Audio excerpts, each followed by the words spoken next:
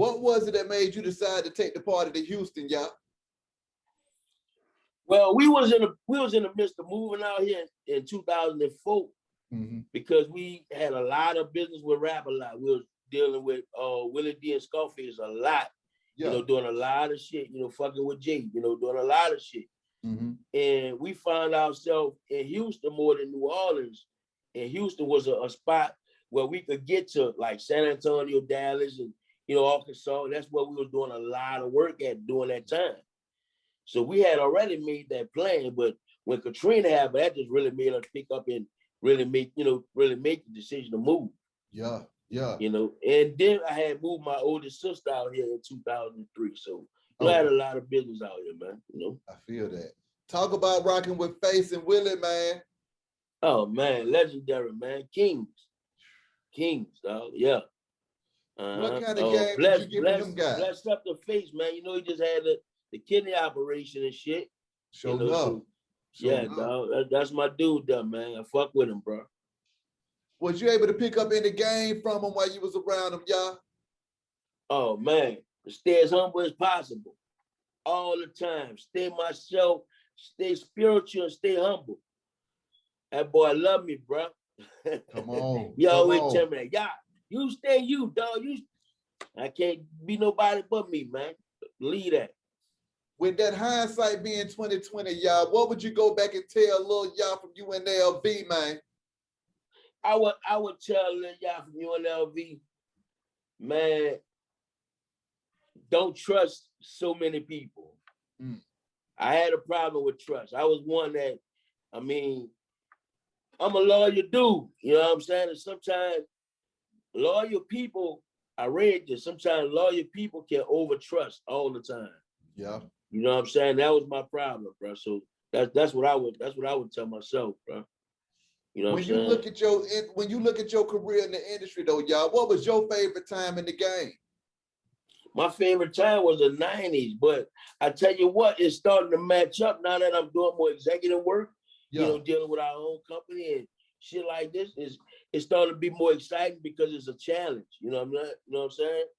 But I would say the 90s, man. I mean, the music, the vibes, and it wasn't no clout chasing era, but everything was real.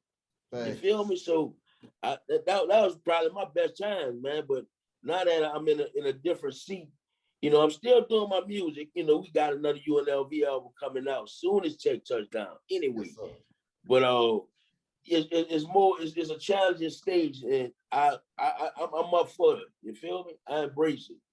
Talk to me about the new executive role, man. What was it that made you to say, you know what?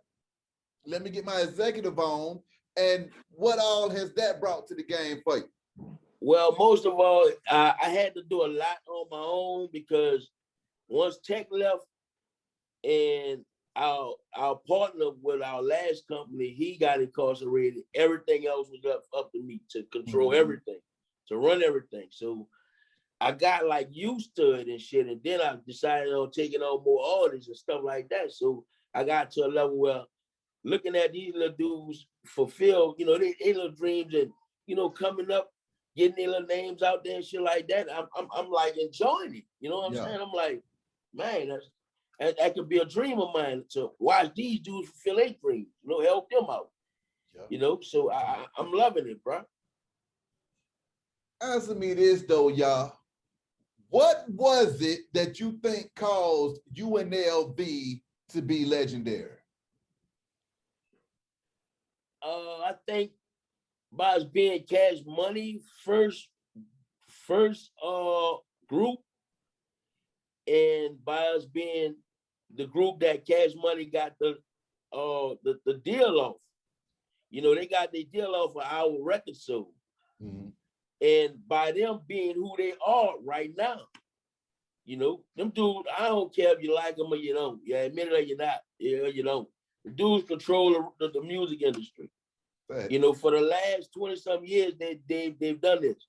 And they say, we come from this, and they come from us. You feel me? Yep. I think that makes us legendary. I agree with it too, man. I mean, the music, man. How do you rank New Orleans music and y'all contribution to hip hop as we know it today? New Orleans music, you know, we have our own culture, which is called bounce music. That's right. Right? And we didn't invent bounce music, but what we did invent was gangster bounce music. We was the first group that actually started rapping over bounce music. Mm-hmm. Everybody else was doing the call and chat thing. So our contribution was to take that bounce to another level. You know what I'm saying? We didn't get in there and do your regular bounce music. Nah, we gonna do the bounce, but we gonna rap over it. Come on now. And a whole bunch of rappers in New Orleans, that's their method now. You know what I'm saying? You ain't never lied, y'all. When you look at the early days of Cash Money, man, what was that grind like when y'all were first putting together them first projects and trying to make it do what it was supposed to? Man, everybody played their role, dog. I mean, from the artist to the street team, dog, everybody done a little something, bro. You know, we grind with it. It wasn't no easy overnight success at all. We went from fucking doing shows with 15 people to 15,000 people, you know what I'm saying? Right before our eyes, bro. I mean, grinding for it.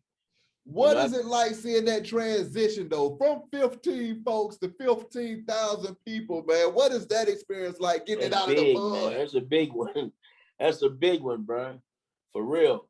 But I tell you what, we was always molded on 15,000, give them your best.